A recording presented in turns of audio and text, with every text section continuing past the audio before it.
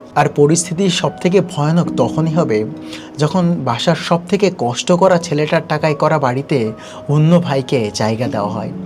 তারা বলে, তুই তো বিদেশ থাকিস, তোর এখন বাড়িটা কি প্রয়োজন বা তোর এখন ঘরটা কি প্রয়োজন, এখানে এখন আমরা থাকি।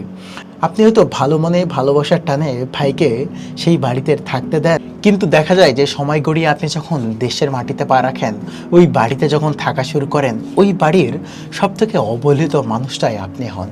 কারণ এতদিন আপনি বাড়িতে ছিলেন না, তারাই বাড়িটা ভোগ করেছে, তারা সেই বাড়িটাকে নিজের বলেই মনে করে। ঠিক সেখান থেকেই শুরু হয় দেওয়াল ভাগাভাগির হিসাব। এই বাথরুমটা কার জায়গায় পড়েছে, ছাদে কে কাপড় নাড়বে, বা ছাদের কোন অংশ কার মধ্যে পড়েছে, বা ছাদের ট্যাঙ্কিটা কার পাশে পড়ছে, বাড়ির গেটটা কোন দিকে হবে, বা এই সিঁড়ি দিয়ে কারা চলাচল করবে। একসময় হয়তো সেই ভাই যাকে জড়িয়ে আপনি স্কুলে যেতেন, যার সাথে শুয়ে হয়তো আকাশের তারা গুনতেন, সেই ভাই একটা নোটিশ পাঠিয়ে আপনাকে ডেকে পাঠাবে আদালতের বারান্দায়। এটাই এই সমাজের বাস্তবতা। ভাই হারায় না, কিন্তু ভুল সিদ্ধান্তগুলোর কারণে ভাইয়ের সাথে সম্পর্কটা হারিয়ে যায়। তাই বলছি, ভাইকে ভালোবাসুন, তার পাশে থাকুন, কিন্তু এক ছাদের নিচে নয়।